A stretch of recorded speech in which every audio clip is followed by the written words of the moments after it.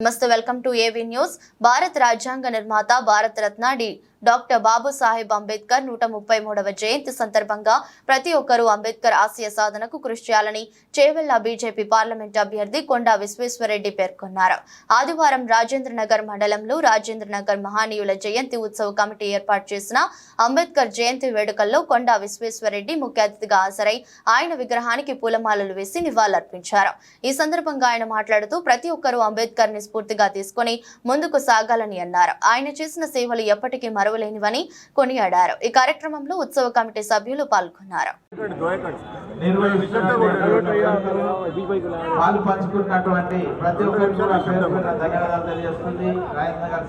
బాబాసాహెబ్ అంబేద్కర్ గారు నిజమైన ఆయన దేశాన్ని ఒక దిక్కు తీసుకున్నారు। కానీ ఆయన గురించి చిన్నపిల్లల టెక్స్ట్ బుక్స్ కాన్స్టిట్యూషన్ గురించి ఉన్నది। వేరే దేశాలలో కాన్స్టిట్యూషన్ మీద ఇటువంటి గొప్ప వ్యక్తుల మీద టెక్స్ట్ బుక్స్ వాళ్ళు ఉంటాయి।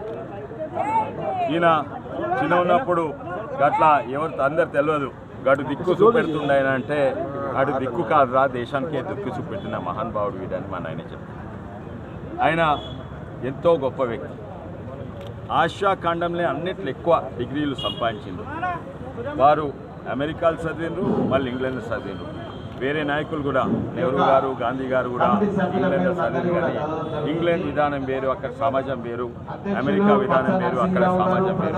ఈయన ఒక్కడు ఇంగ్లాండ్లో అమెరికా చదివిండ్రు।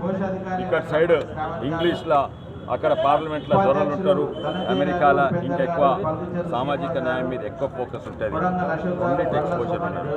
2 PhDలు ఉన్న నాయకుడు ప్రపంచంలో అప్పుడు ఏషియా ఖండంలోనే 2 PhDలు ఉన్నాయంటే అంబేద్కర్ గారికి ఒక్కరే। గాంధీ గారికి లేవు PhDలు, నెహ్రూ గారికి లేవు। తర్వాత అందుకే అంబేద్కర్ అంటే సామాజిక న్యాయం, దాన్ని ఉంటేనే